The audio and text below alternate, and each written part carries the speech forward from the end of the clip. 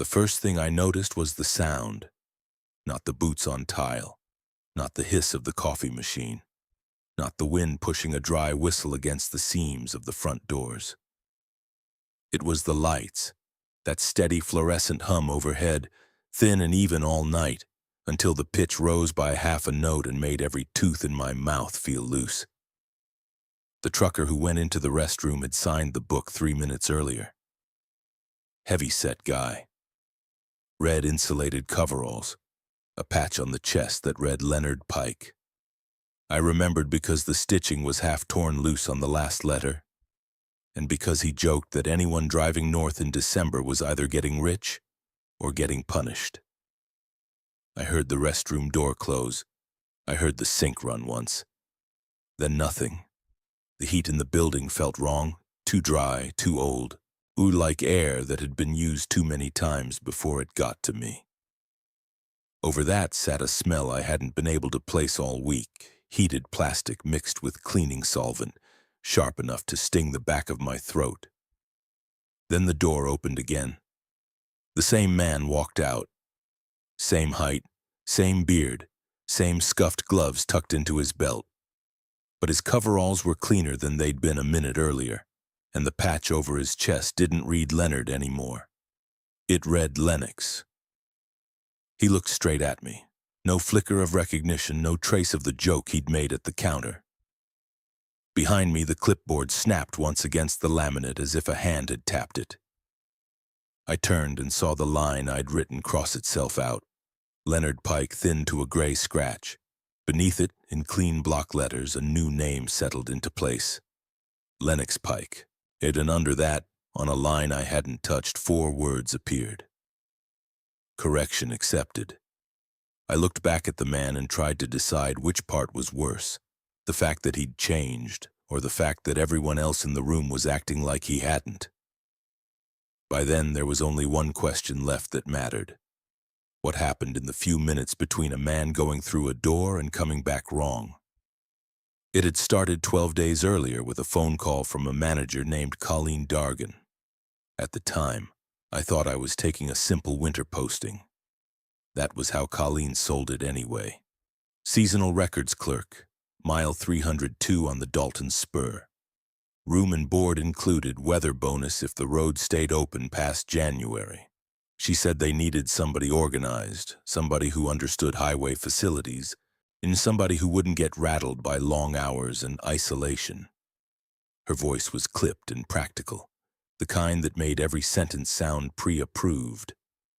I liked that. It sounded like a place run by forms and maintenance schedules, not personality. I'd worked remote sites before. Inspection compliance, fuel storage checks, occupancy, freeze damage, emergency egress. Places so far from anywhere else that bad design got mistaken for local character. Hallways never lined up in old northern buildings, doors got moved, additions got slapped on, walls got framed where they shouldn't have been.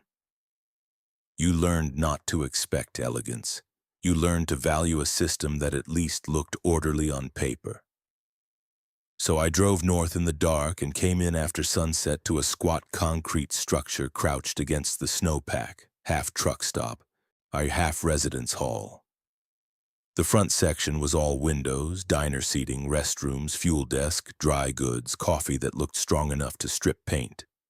The rear section had staff rooms, mechanical access, supply storage, and a narrow corridor that connected everything in a shape that made no architectural sense. The hallway behind the counter should have run parallel to the outer wall. It didn't. It drifted. I could feel it before I measured it with my eye. Inside, the air hit me like a hand dryer, warm, stale, overworked. There was that same chemical smell, faint but constant, like someone had cleaned the whole place with industrial solvent and then sealed the windows forever. Overhead, the fluorescent lights hummed in a pitch so steady it almost felt deliberate. Colleen met me at the register.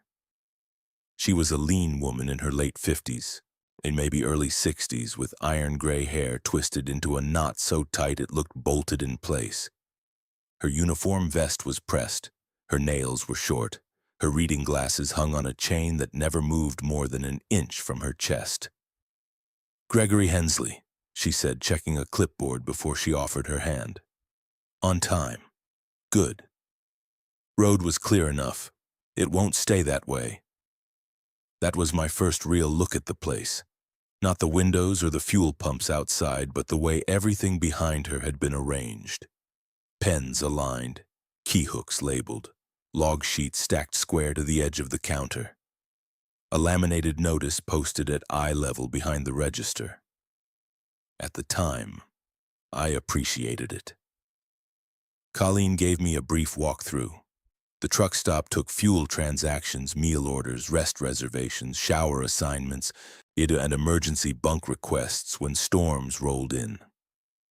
Staff slept in rooms along the back corridor and rotated between front desk, cleaning, kitchen support, and overnight watch. My job was mostly desk work, log drivers as they came in, record bunk usage, maintain the guest sheet, flag discrepancies, keep the paperwork consistent with occupancy. She used that word twice on the first lap around the counter. Consistent, not accurate, not current, consistent. I noticed that, but I didn't make much of it. Language gets weird in remote operations. People fall into local shorthand.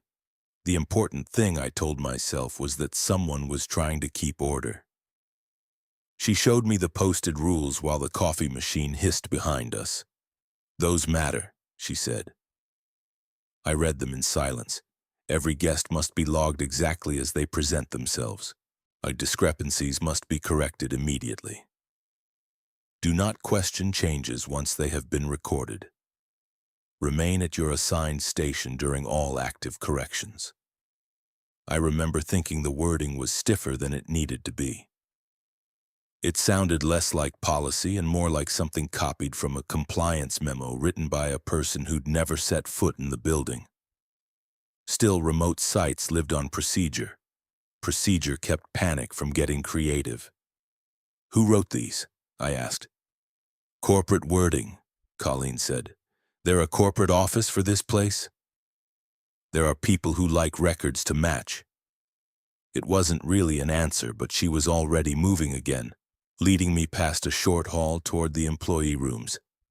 I noticed the floor dipped half an inch near the vending machines. I noticed the fire door at the end of one passage should have opened to the exterior wall and instead opened onto a linen alcove. I noticed, too, how naturally my mind began sorting those problems into categories.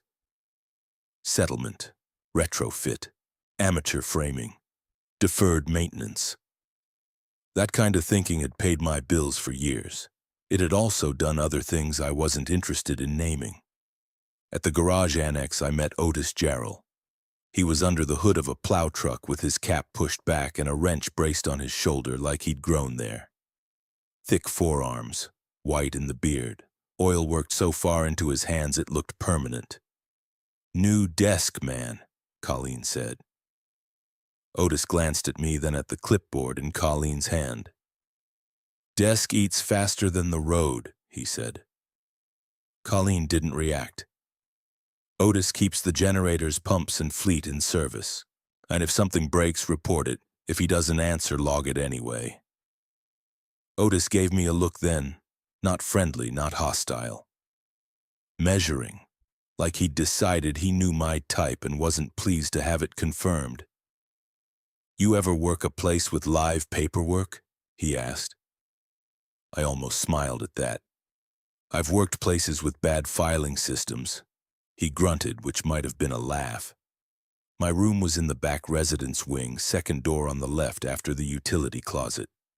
The bed was narrow but clean. The radiator clicked without throwing much heat. When I set my bag down, I could hear the lights from the hall through the wall.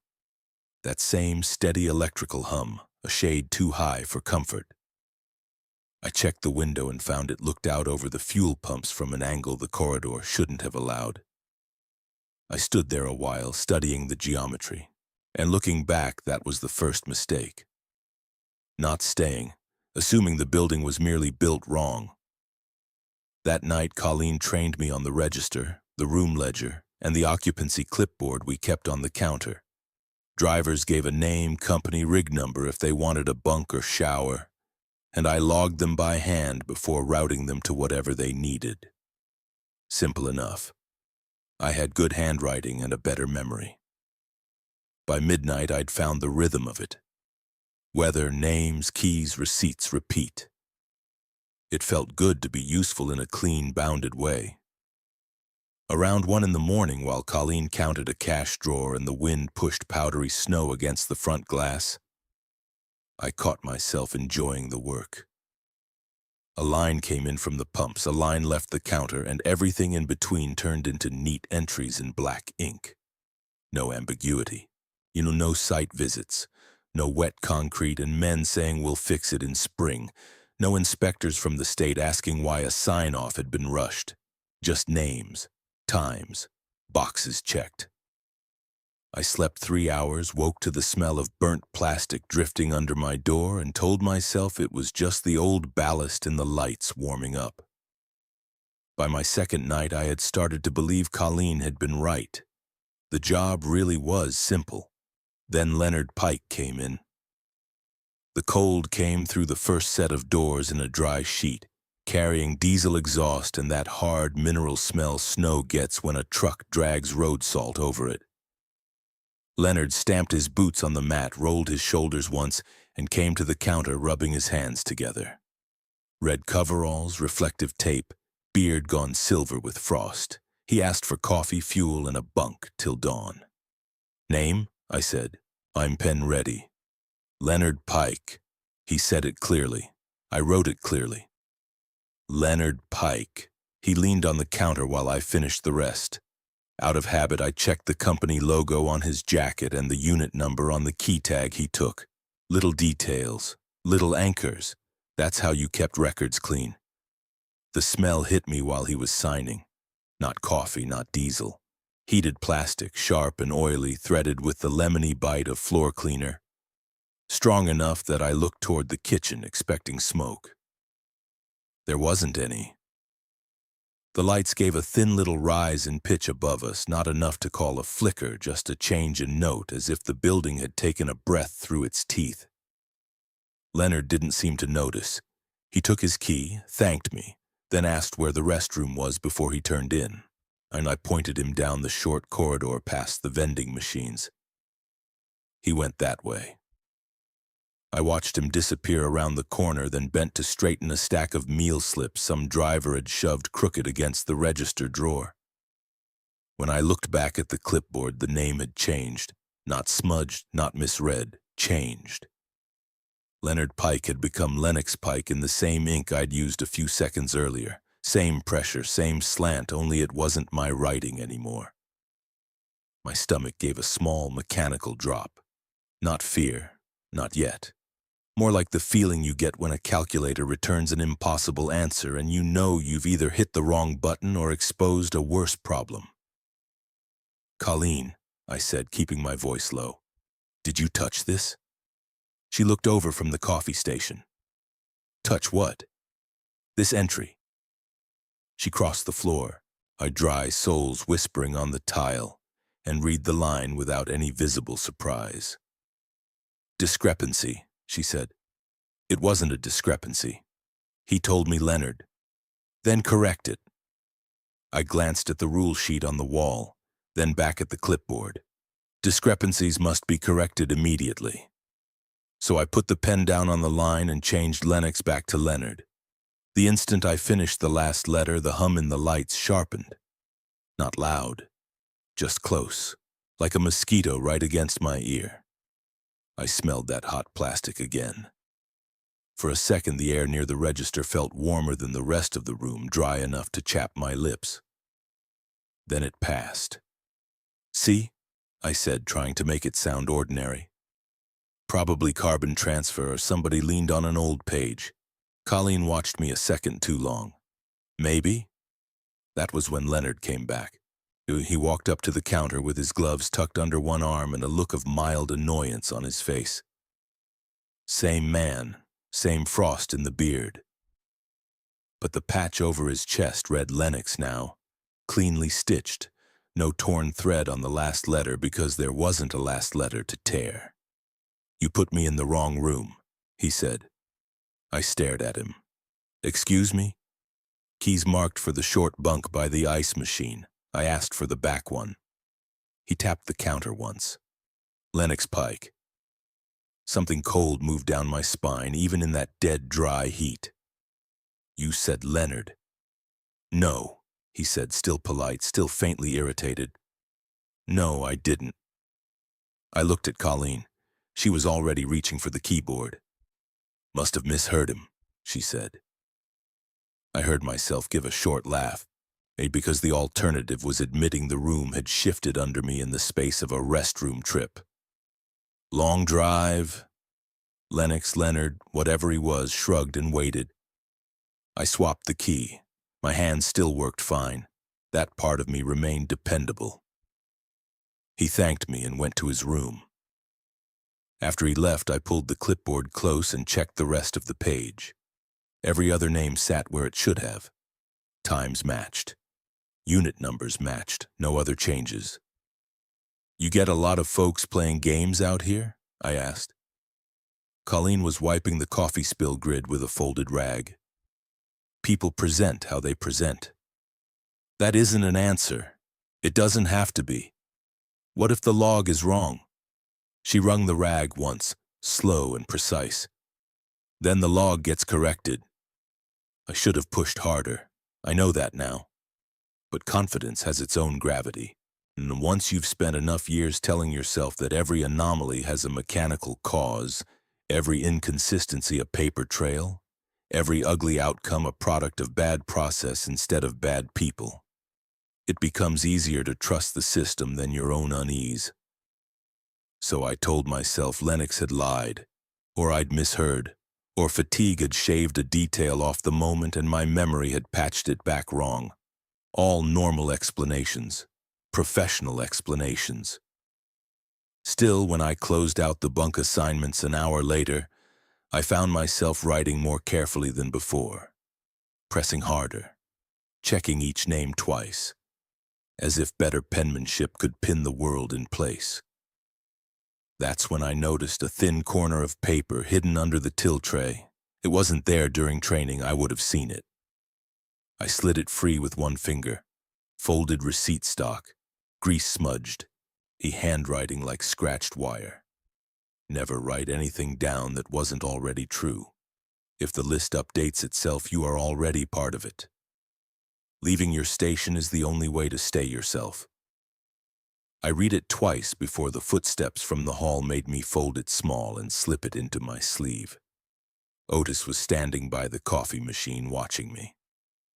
At first I assumed he just wanted a refill before going back to the garage.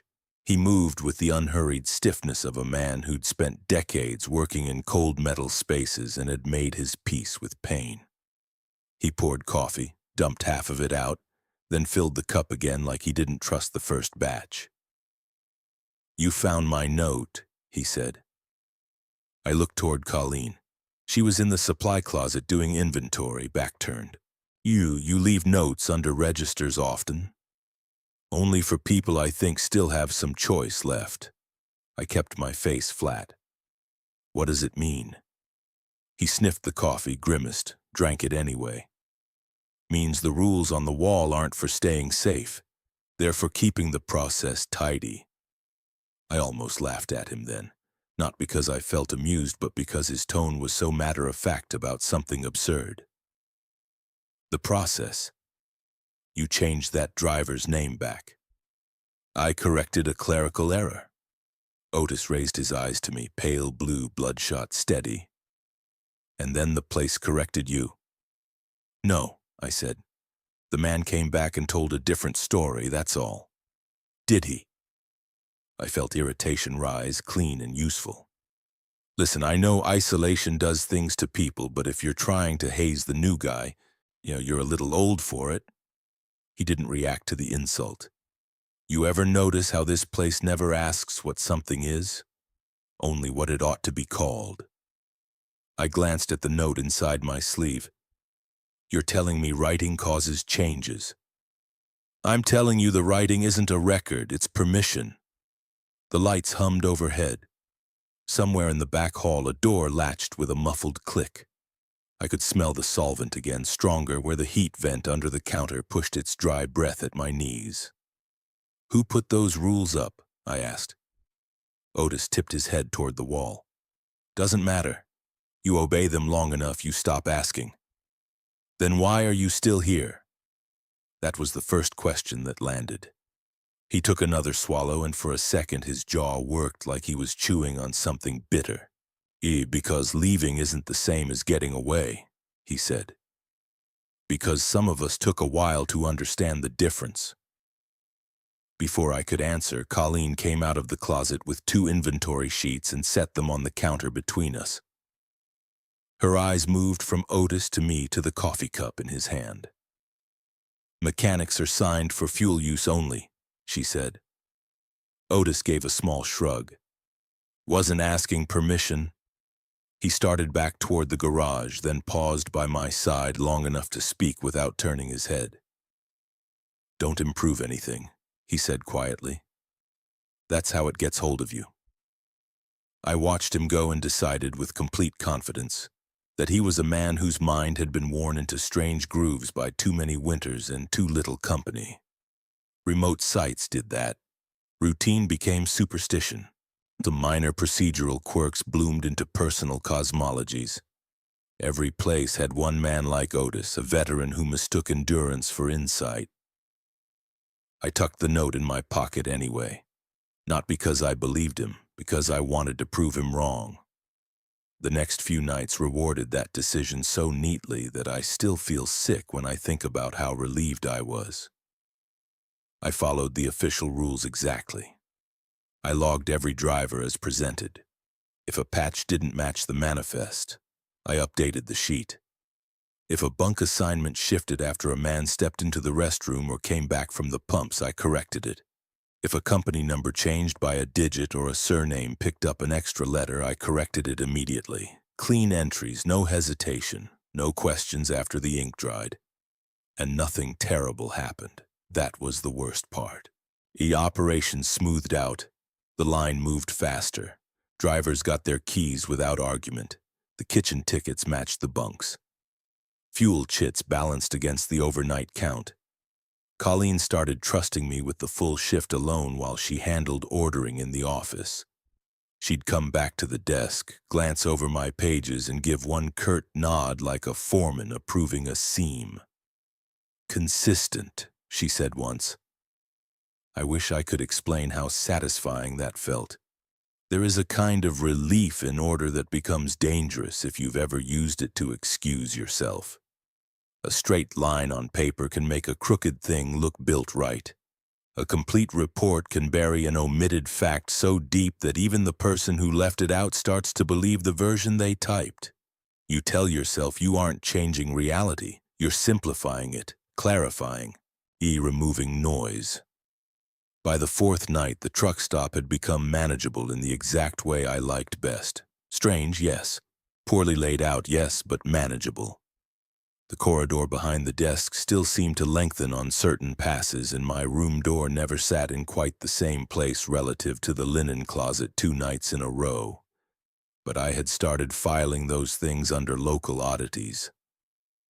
Foundation shift, bad renovation, sleep debt. The hum in the light still changed pitch from time to time. I stopped reacting. The chemical smell still drifted in hot waves near the register. I assumed ballast, wiring, overheated plastic housings somewhere above the drop ceiling. Problems. Solvable problems. The kind of thing I knew how to name. One quiet stretch just before dawn, I was reconciling the bunk sheet against the keyboard when I found a name already logged on the overnight page. Marcus Vale. I hadn't written it. Or if I had, I couldn't remember doing it. The entry sat between 2 others from the same hour, same pen, same pressure. A clean line in my own hand with a room assignment, payment mark, and truck unit number. I stood there listening to the refrigerator motors cycle on and off behind the cold case. My mouth had gone dry. Colleen, I called. She came from the office with a pencil behind one ear. What? I pointed at the line. Did you take a guest while I was in back? She checked the page. No. Then where did this come from? She looked at me the way you look at somebody who's asked why snow is cold. If it's in your hand, you wrote it. I don't remember writing it. You were on shift. The answer irritated me more than it scared me. That's not good enough. It has to be. She took the pencil from behind her ear and marked a supply count on the pad she carried. The records don't forget just because you do. That sentence stayed with me.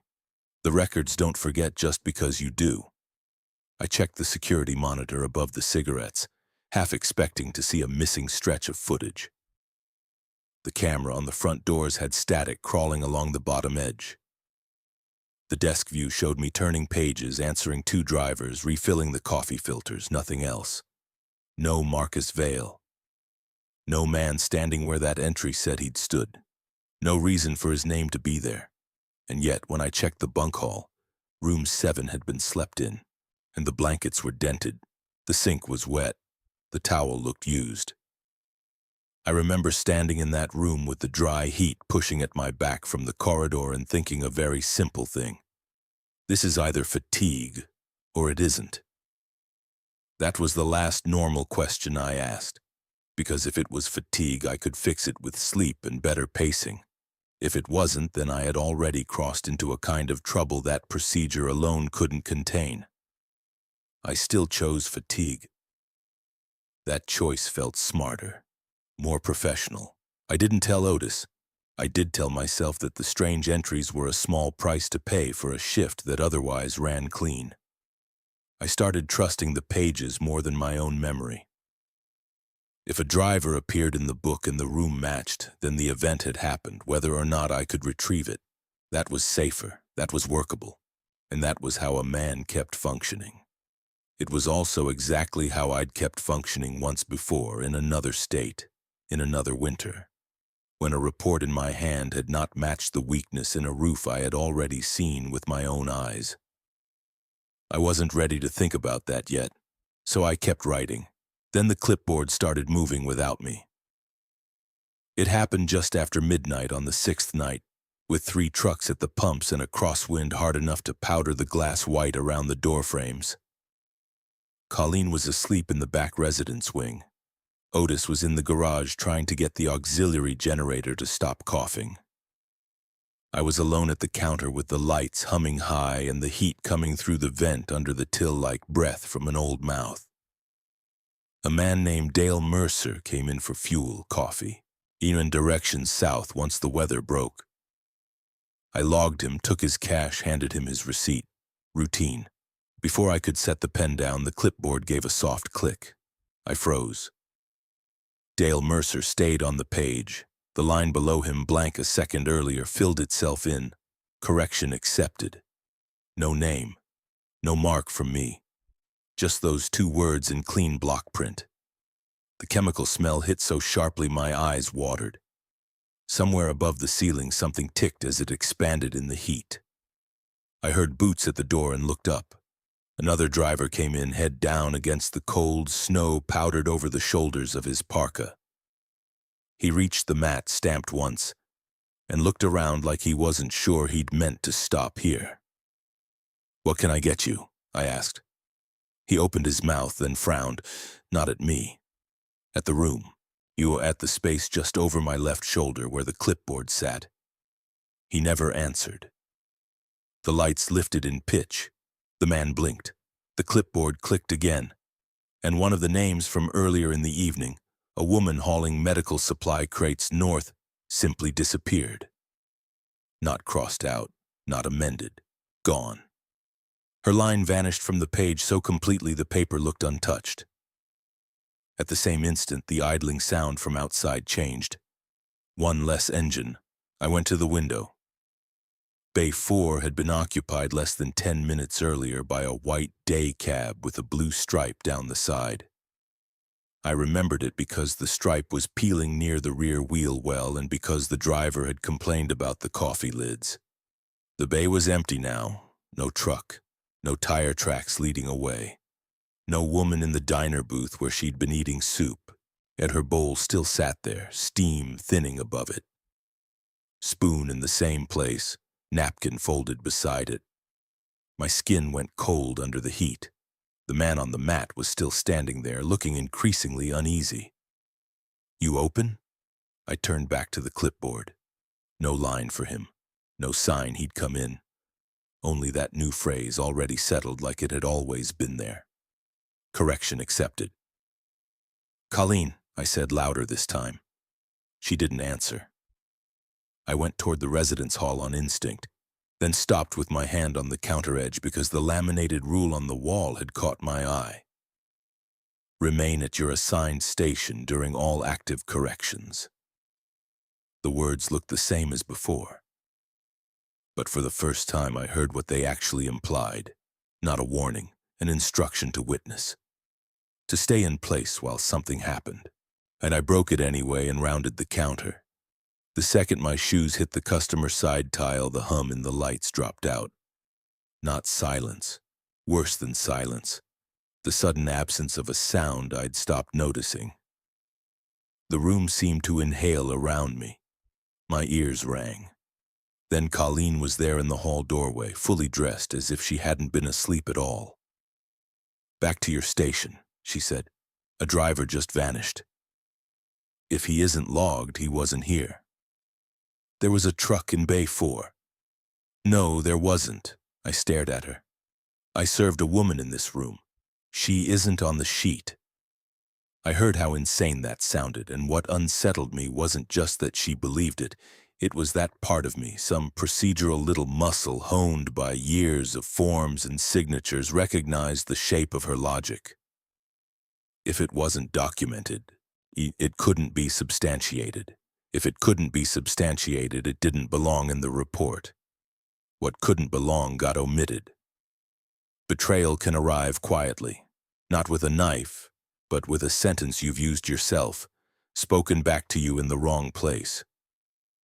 "Those rules," I said, looking at the wall and then at her, "they're not stopping this." Her expression didn't shift. "They keep it orderly." That was when I understood the first terrible thing. The official rules weren't meant to prevent the changes. They were how the changes got administered. I backed behind the counter because I didn't know what else to do. The moment I stepped into my place again, the lights resumed their hum as if a switch had been thrown somewhere deep in the walls. The man on the mat relaxed without knowing why. "You need something or not?" I asked him, and my voice sounded almost normal. He blinked. "Fuel and directions." I took his name and wrote it carefully. After he left, Otis came in through the side door from the garage carrying a thermos and a look that told me he'd heard enough from the generators to know what the building was doing. "You went off station," he said. "A driver disappeared." "Then you're seeing it proper now." I rounded on him. "You knew." He set the thermos down beside the register. "I knew enough. You let me follow those rules. I left you better ones." I could smell snow melting on his coat, cold metal diesel. For the first time, those ordinary smells felt like a relief against the solvent and dry, heated plastic of the lobby. "You said writing causes it," I said. "How?" Otis leaned one hip against the counter. "Yeah, this place wants the record to match what it can use. Most folks come through, nothing happens. Some get nudged, name cleaned up, number straightened, small things. Other times it decides something's got to be corrected harder. And writing does that. Writing agrees to it. Then why are you still logging people at all?" He looked at the clipboard, then at me. "Because it wants participation, not perfection." I didn't understand then, not fully. But the sentence stayed with me. It would matter later. The next afternoon, with the sky the color of dirty steel and the wind shoving hard against the garage doors, Otis finally explained his arrangement. He did it in the service bay, away from the counter and away from the lights. The garage had its own smells: grease, cold iron, antifreeze, rubber, the honest stink of broken machinery. Even the cold felt cleaner there. My breath showed faintly when I exhaled. Somewhere under the hood of a plow truck, coolant ticked as it cooled. Otis was rebuilding a pump housing at the workbench. He kept talking while his hands worked, as if the motion helped him say things he'd otherwise rather leave buried. "You've got the wrong idea," he said. "This place doesn't feed on mistakes, it feeds on correction. It needs somebody agreeing the world was wrong first." I folded my arms and leaned against the cinderblock wall. "So you just don't correct anything?" He gave me a look that said I still wasn't listening. "No. I correct small things. Trimmings. Harmless enough if you choose right. Harmless, compared to the alternative." He pulled a dog-eared logbook from a shelf under the bench and shoved it across to me. Old occupancy sheets, and some years back, all in different hands. At first glance they looked ordinary, then I saw the patterns. Truck numbers with a digit transposed and fixed later. A surname losing an extra letter. A room assignment shifted from 12 to 13 and back again. Tiny adjustments, the sort that would barely register to anyone not trained to look for document drift. "Those kept it satisfied?" I asked. "For a while. Gives it something to smooth over." He tightened a bolt, checked the fit, kept going. "If you leave it hungry, it takes bigger bites." I turned pages, a hot tightness had settled in my chest. "And if you feed it? You get another week, another month, maybe another winter." At the back of the book, I found a page where 3 names had been corrected in the same hour. The ink around them had bled slightly, and as if the paper had gotten damp. "What happened here?" Otis went still. "Storm lock. Full house. I made the wrong call." "Meaning what?" "Meaning I kept the rooms balanced and lost a driver." He said it flatly. Not apologetic, not proud, just factual in the way mechanics describe a blown seal. I looked up from the page. "You sacrificed somebody to the ledger." His mouth twitched. "Don't dress it up like you ain't already familiar with that math." The words landed harder than I let show. "Careful," I said. "You think I don't know what kind of man takes a winter clerk job this far out?" He wiped his hands with a rag that only smeared the grease thinner. "Men don't come here because they like the view. They come because records are easier than people. And because up here nobody asks too hard about the work they did farther south." I didn't answer. He watched me long enough to confirm the hit, then looked back to the pump housing. "You've got that look. Seen it before. Clean shirt, careful script. Eyes go dead the second somebody says responsibility." For a moment all I could hear was the wind battering the garage door and the distant hum from the main building, high and unwavering, coming through the connecting wall like a nerve. Otis wasn't guessing. Not really, he was reading a type. Men who survived ugly things by arranging the paperwork afterward. Men who told themselves the report reflected the best available version of events. Men who knew how to omit. "Minor discrepancies," I said at last, because I needed the conversation back on ground I could stand on. That's your bargain," he nodded. "I leave the big ones untouched. I give it a typo here, a room number there, something easy to reconcile." "And Colleen?" "Colleen crossed over a long time ago." "What does that mean?" He shrugged. "Means she doesn't bargain anymore, she administers." That word again. Administrative, clean, bloodless. It made the whole thing feel worse than any monster story would have. No rage, no hunger in the ordinary sense. Just processing. "And you expect me to do what?" I asked. "Join you?" "I expect you to stop pretending accuracy saves anybody." That was the closest thing he came to pleading. I should tell you now that Otis was both right and wrong. That's what made him dangerous. He understood the system well enough to survive it, but survival had bent him into a shape that could no longer tell the difference between caution and complicity. At the time, though, what I heard was permission. Not to become cruel, just to become practical. To manage the risk. To shave the edge off the worst outcomes by accepting smaller ones. That logic had worked on me before. It almost worked again. The first time the system touched me directly, it used my own reflexes against me. I was on the late shift, alone at the desk, writing a bunk assignment for a pair of pipeline subcontractors when I noticed a second clipboard under the first. I hadn't seen it all week. Same board, same metal clip, same ruled paper, but the top sheet held staff entries instead of guests. Colleen Ruth Dargan, Otis Franklin Jarrell. And beneath them, written in my hand but not by me, Gregory Henshaw. My stomach turned over so fast I had to grip the counter to steady myself. The air from the vent hit my fingers, desert dry and faintly hot, carrying that smell of solvent and heated plastic right up into my face. Henshaw. One letter off. Almost nothing. The sort of change a clerk would make without thinking if the form and the spoken name disagreed by a hair. I looked around the room. No one at the coffee station. No one by the freezers. Snow hissed against the glass. Overhead, the fluorescent hum sharpened and held.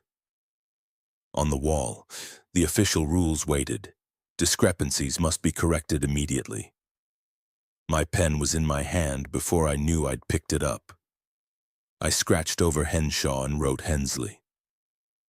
The second the last letter closed, something in my head gave way, not pain, not a blow, and more like a file being pulled from a cabinet and carried out of the room. I swayed. One of the subcontractors asked if I was all right. I said yes automatically. I even sounded normal. Then I looked back at the page and knew with sudden sick clarity that I had lost something. A woman named Irene Voss had once stood at the center of a memory I could not stop revisiting.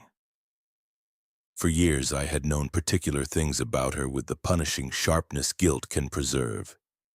The kind of mug she kept by the register, the exact line from the statement her sister gave after the collapse, the color of the nylon windbreaker they found folded under the undamaged stool because she'd taken it off before the roof came down. Now one of those details was gone. I knew it had existed. I knew it mattered. I knew losing it should have felt like mercy and somehow didn't. But when I reached for it, there was only a smooth blank where the fact had been. I set the pen down very carefully. That was the first thing it took from me that mattered. I didn't tell myself fatigue after that. I didn't tell myself bad wiring or sleep debt or isolation.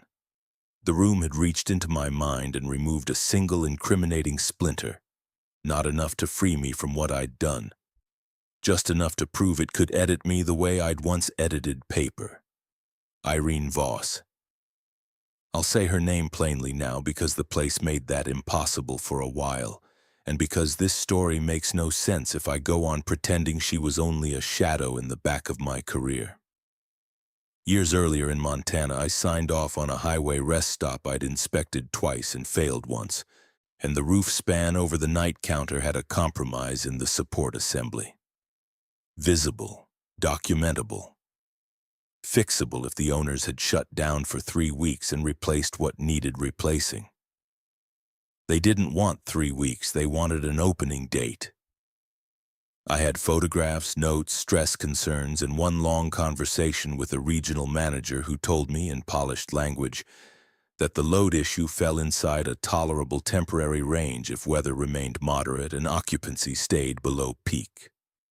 I knew that wasn't good enough. I signed anyway. Then I altered the follow-up report, removed 2 photographs, softened the language, changed urgent remediation to seasonal review. By the time the roof collapsed under a wet spring storm, the paper trail no longer showed what I'd actually seen. A clerk named Irene Voss died behind the counter, and the official record called it an unforeseeable structural failure worsened by weather conditions. I kept working. That was my wound. Not guilt in the abstract, not one bad decision. The fact that I had rewritten the truth so cleanly that the truth couldn't get back up afterward. When I realized the truck stop had taken part of Irene from me, I understood the shape of its interest. It knew what I was for. After that, my own name started appearing everywhere in slight variations. Gregory Henshaw on the staff sheet, G.P. Hensley on a drawer inventory, Greg Hensley on a coffee order slip I hadn't filled out. Once, horrifyingly, Gregory Paul Henshaw on the assignment board for rooms, as if it had decided to split the difference and see what I would tolerate. I stopped correcting some of them, not out of wisdom, out of fear. But fear didn't solve the larger problem because the building had already accelerated. Identities began shifting faster than I could track. Drivers arrived with one set of paperwork and left with another. A man who'd asked for the shower key came back insisting he'd asked for laundry tokens. A woman from Fairbanks swore she'd never driven a refrigerated rig in her life, despite the fact that a reefer unit was rattling behind her cab outside. The hallways changed too. Not dramatically, not movie nonsense. Worse than that, practical changes. The residence corridor taking one extra turn before the linen closet, the restroom door opening onto the vending alcove, and then an hour later, opening where it had before. My room moving 2 doors farther from the utility closet without any mark of renovation or disturbance. And it felt less like haunting than processing, as if the building were continually reconciling itself against a plan only it could see.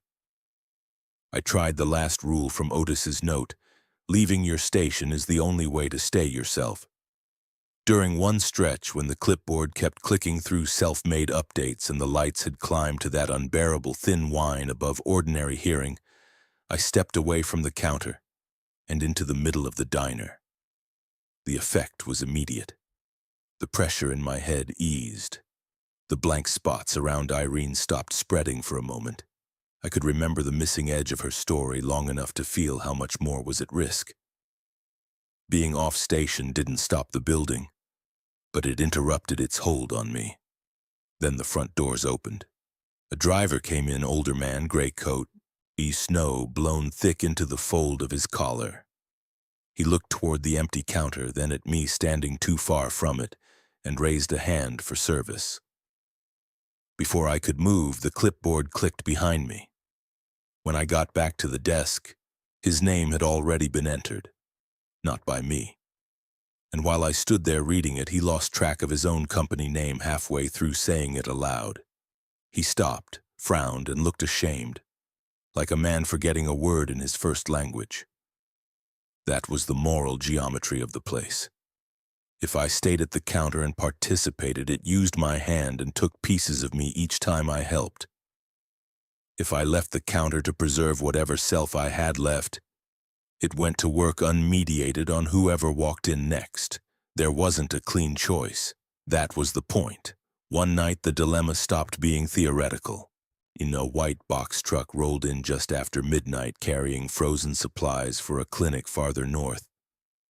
The driver was a woman in her 40s named Mara Bell, tired enough that her voice rasped on the consonants.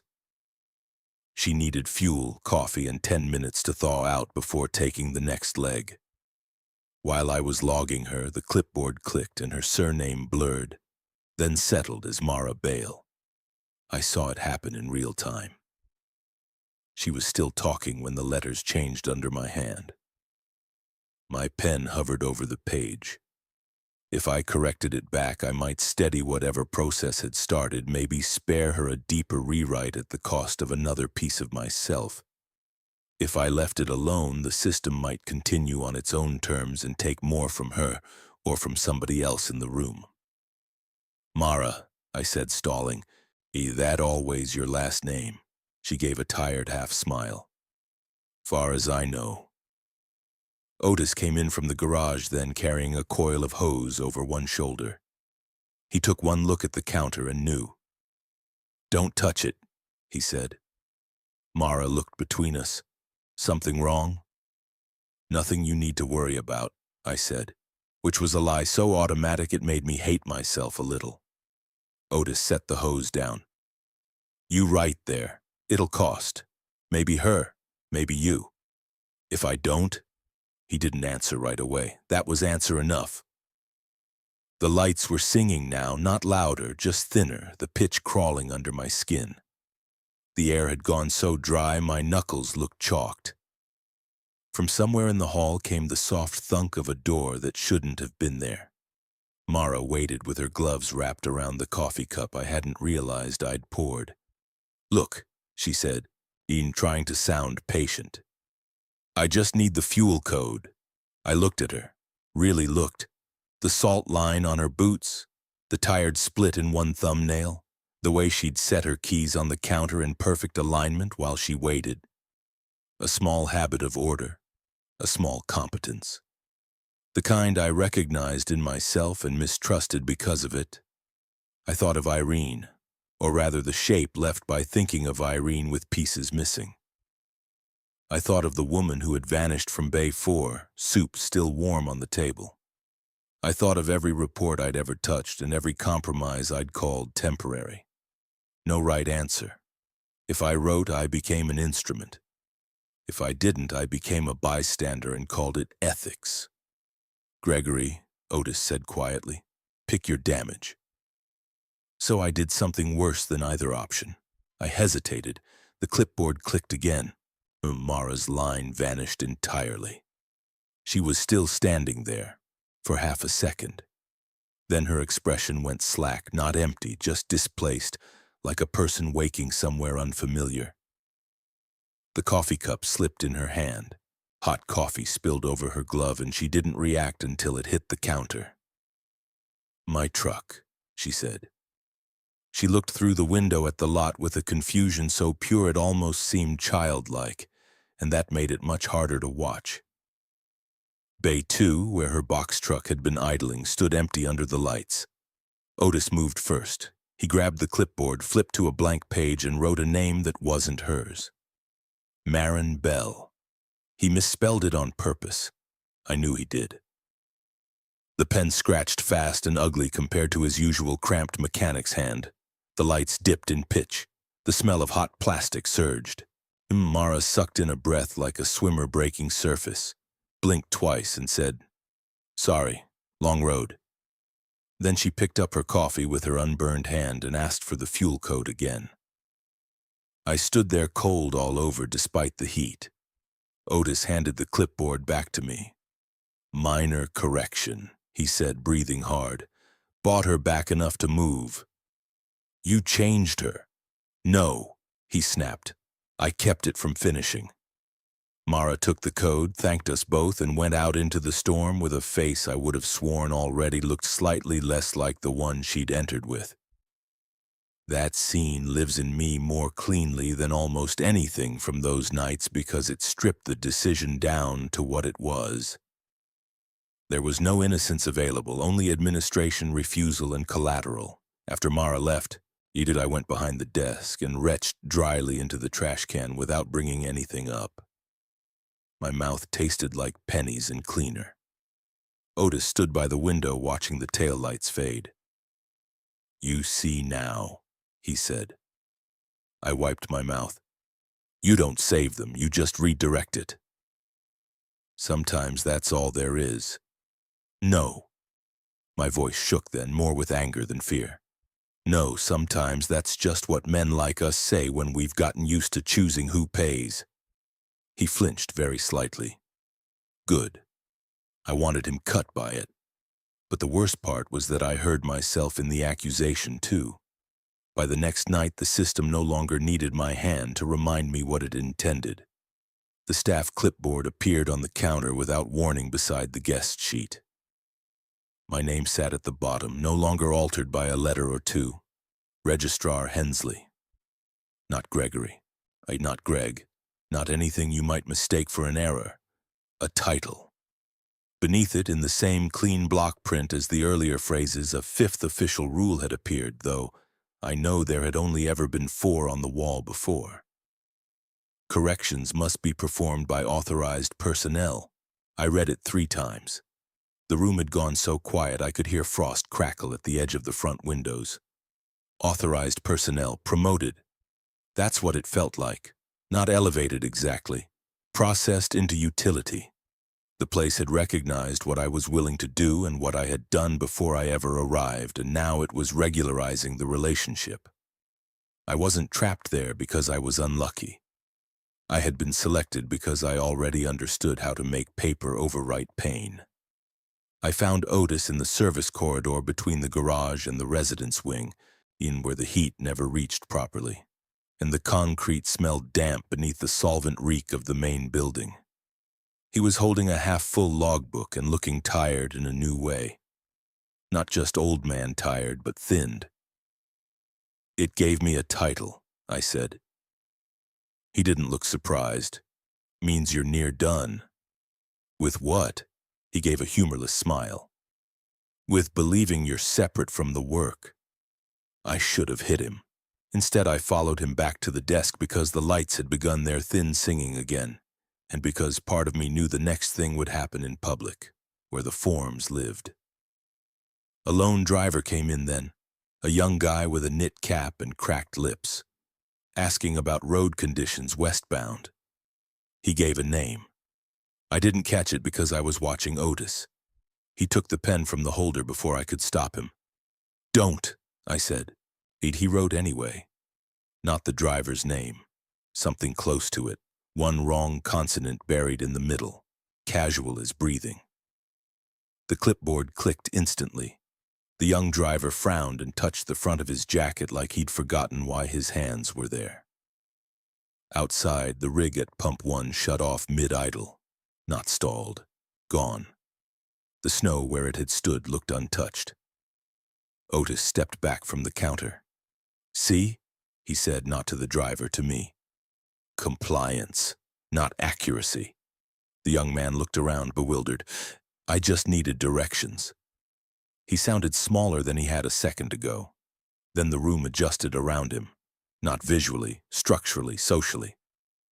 The way a workplace shifts when a task has been assigned and everyone knows their role.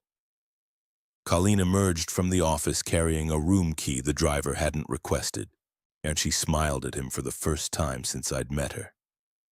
"We've got you logged," she said. "You're all set." He looked at the key, then at us, trying to find the place where this had gone wrong. Otis was calm. Too calm. That's when his whole strategy finally showed itself for what it was. He hadn't been surviving alongside the process. He'd been feeding it controlled substitutions for years, offering strangers in small, manageable pieces whenever the pressure turned toward him. Bargaining, yes, but bargaining always needs currency. I grabbed his wrist. "How many?" He didn't pull away. "Enough." "Enough what?" "To stay Otis." The answer came out flat and exhausted, which made it worse. No grand justification, no hidden conscience waiting to be uncovered. Just the plain survival sentence of a man who'd reduced other people to exchange value one discrepancy at a time.